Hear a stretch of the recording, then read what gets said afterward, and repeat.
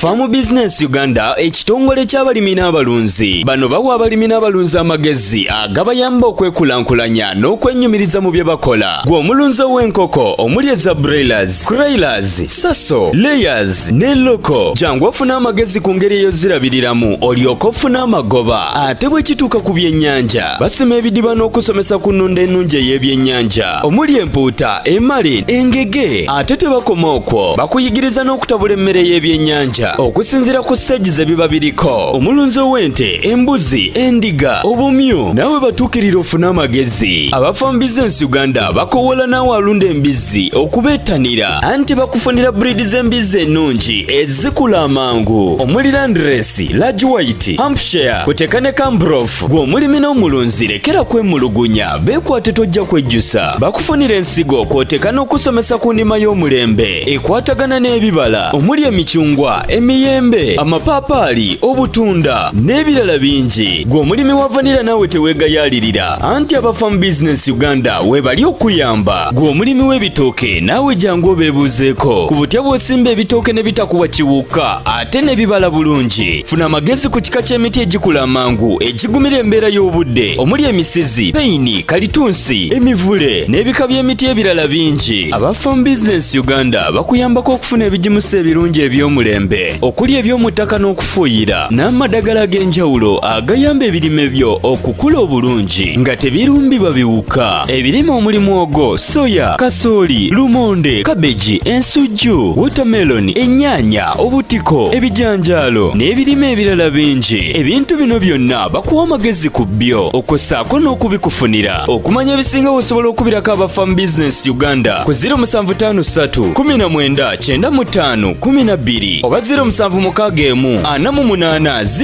0004. Osobola n'obafunira ku WhatsApp ku 0752 83 84 89. Farm Business Uganda, farmer to farmer, mulimi ku mulimi.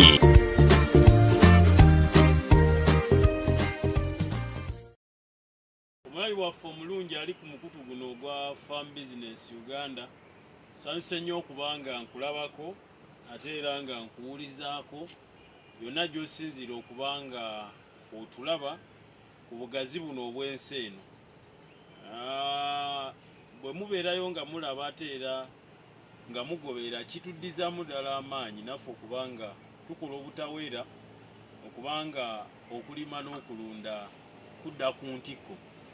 Omukutu gw'oliko gwa Farm Business Uganda, logo ya kitooke na mutwe gwa nte. Twagala okwebaza abatuwa ku mirimu abatwesiga netuyinza bayisa mu maaso netegeeza naawe atanaba kubanga otwesiga obanga otukkiririzaamu otegere nti noffe twaza kuzza byakulima nakulunda ku ntikko tetulinaamu pulunyu kugezaako kubanga tukufera oba tukubba oba tukuyaaya oba tukuyisa kulitalaba affe si bwe tondo zakolaganyeko naffe mwisobola okutujulira n'abamu ennamba zammwe zaavaako dda tubakubirako okubabuuza faamu zammwe engeri gye zitambulamu kubanga kwetoowola ggwanga yonna ebitundu biba byawala. Kati n'olw'ensonga eyo buli akolaganyeko naffe bamujulizi ate era kibatuliza mwebala abasiima olw'omukyala oba aligayaaza madamu aliyeti namutebi waliwo nesisenga abaana madwini bantu bangi ate nakamala okufuna sho omuhendo omwana oweeyo mu western. N'olw'ensonga eyo kituddizamu ddala amaanyi nti tetulira okubanga tuli mu Buganda tekiri nti tutambula Uganda yonna. Olwo nno ekituddizaamu ddala amaanyi bantu bangi besobola kumenya amannya naye ono madamu aliyeti atugobera buli lunaku bantu bangi. Mwebale nnyo mwebalire ddala abasiima eri abajjanga basiima abatasiima baba batono ndowooza kubanga eriyo nga tetutegedde tutegeeza aba akyagala okwongera okunnyonnyoka ate era bw'oba ogize tukunnyonnyola febwetyo bwe tuli tufe abamu ku bantu abawa abalimi obudde era bwe tubala ekitongole ekyabalimi ekisinga batungazze mu inbox n'akitwalira obudde yeffe nti obudde tukuwa obudde n'obuuza ne tukunnyonnyola era n'oddibwamu kizibu omuntu okuva mu inbox yaffe nga taddiddwamu.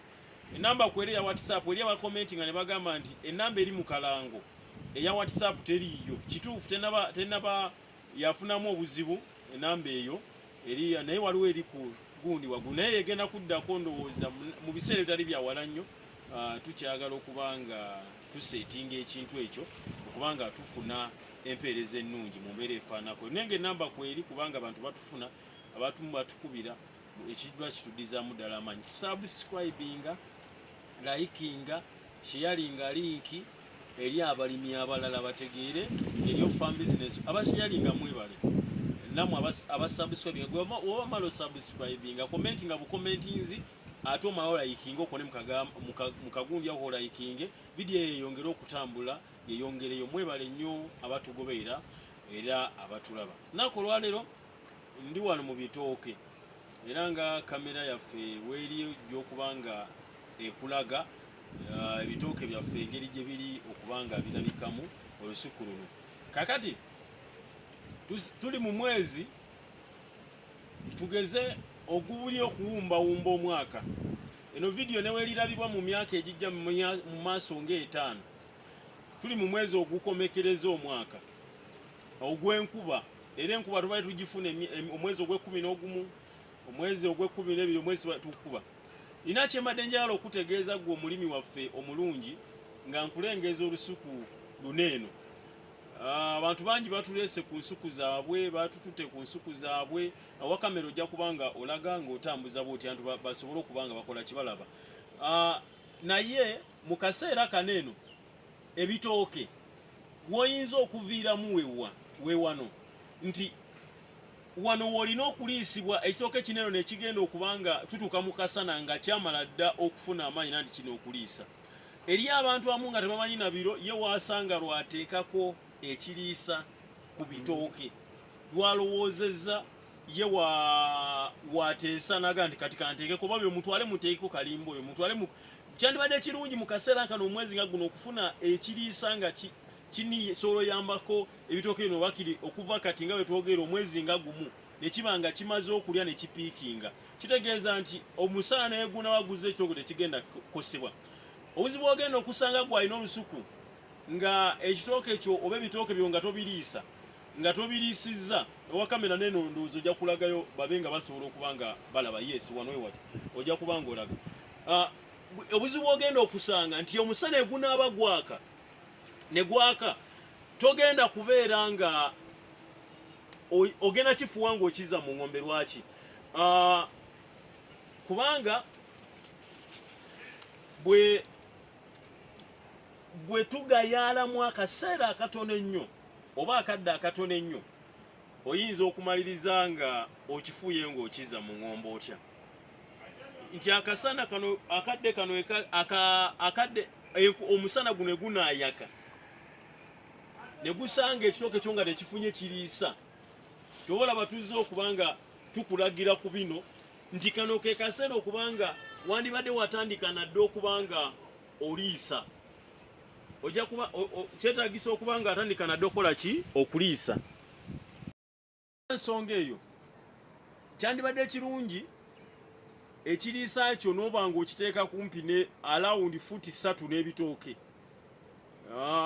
obutateeka nnyo wala kyandibadde kirungi mu kaseera kano nga olina obusa bw'embuzi olina obusa bw'empunu olina obusa bw'ente naye ate era n'olowooza ku kufuna oba ku kalimbwe w'enkoko lwaki nti kalimbwe enkoko ono agenda kuyambako okubanga ekitooke ekyo kipiikinga mangu mu mwezi guno gwe tusigaza nanti ogumu n'ennaku oba ne wiikisi eziyitamu tube nga tuyingirako mu kasana ke tusuubira akatonotono kakati akasana we kanajja ne kasanga ekitooke ekyo nga wansi kibadde tekirina maanyi bye bitooke byogenda okusanga nga byonna byerukiridde mu mbeera bimyukiridde sijagala kwerukirira nga bimyukiridde okubanga tebyeyagala kuba tebirina kiriisa mu mubiri gwabyo kanguyita omubiri gwabyo n'olwensonga eyo kirungi mu kaseera nga kano ke tulimu newe kataba kaneeno ne musizo kuba tuliyingira tugayingira mu mwaka ompya vidiyo nejja kulabibwa abantu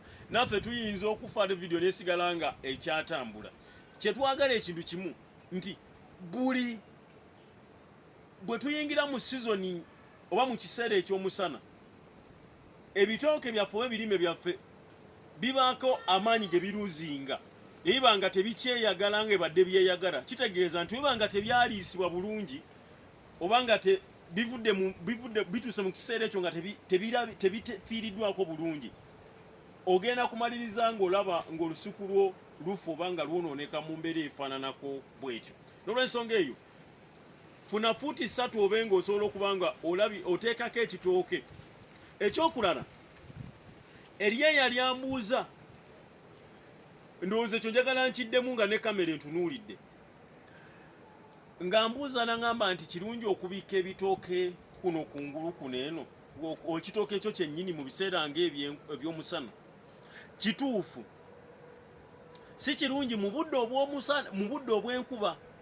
Kitegeeza nti buli wobika ekitooke kino eno n'ofuna ebisubi n'oteekako kisobola okuyambako n'oba ng'osobola okuleeta amazzi nanti kino oteeka kuba balina empiira n'oba ng'osobola oteekako n'ekitooke ekyo nga kinywa oba oli kuba eriyo ensuku ze tusetinga n'osanga nga buli kitooke kirina olupiira lwakyo buli saa ey'okusumula gagendako eyo gundi weeri.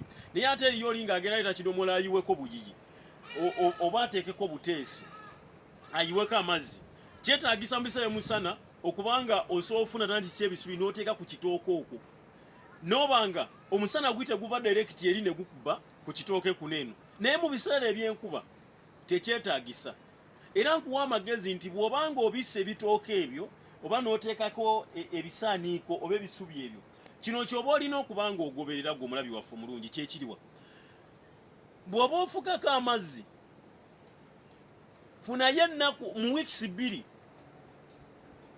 amazzi goddamu oba okuteekako obe nga gasobola okubeeramu eddagala. Lwaki? Kubanga ne mu biseera eby'omusana bikaasa naye biba byagala awannyogoga.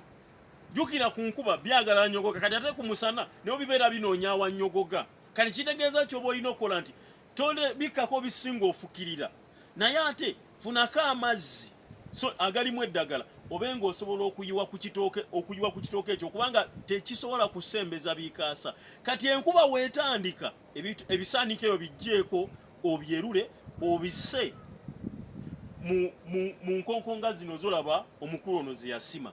Eyo kigenda kubanga kisobola enkoko ze zino kibenga soka nti ku musana bijjeeko bizze no mu nkonko obijje ku kitooke kuba munesoli ku nkuba kubanga wona abirekaako enkuba netonyeera nga kwebiri togenda kubanga weewala kaasa okubanga alumba ekitooke ekyo. N'olwensonga eyo bintu bisatu byolina okubanga ogoberera. Bw'obanga osobola ekitooke ekisooka okifunire akakuta oba manyiwa ono ne weeba wampunu ng'osobola omuteekawo okumpi ne bisobola okubanga biryako amangu gano eno. Kati esaazi tulinga ekisolo oba enkoko gye basumuludde ng'enjuba eri kuggwayo enjuba eri kuggwa enkoko eyo enoonya akase ebojjabojja mangu. Kyovola embuzi ffe we twakulira mu kyalo nga bazitwala kawungeezi ku muddo erya mangu egenda n'enjuba. Kati wano tuli mu kugoba nkuba okubanga tuteekako ebigimusa ekitooke kyaffe kinywemuko akaseera kano kibenga kinywako ekigimusa kino kiyingira amazzi emyalira gyaffe kisobola okubanga ekitooke kyaffe kireeta ennimi zaakyo kireeta omumwa gwakyo nga gyemirandira kibenga kisobola okubanga kigaaya ekigimusa kineeno.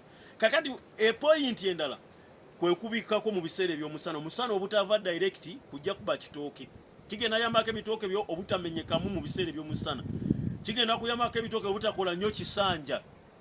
Era obanga osobola n'okozesa eyo enkola method eyo y'okubikkako togenda funa kisanja kingi togenda funa kyayi kingi oba oli kubanga okitegeera kubanga ekitooke kyogenda kubanga okibisse ate tobikkisaako busubisubi teekako ebisubi nga bitegerekeka nga kitegeeza nti nga bisobola okusigala nga bikuumetaka. Naye kikole mu biseera bya musana omukuba wenaaba emaze okutonya ngenda nesotonya bijjeeko byero biteeke mu mboga okubanga kasooli tayongera kubanga ali ebitooke byo.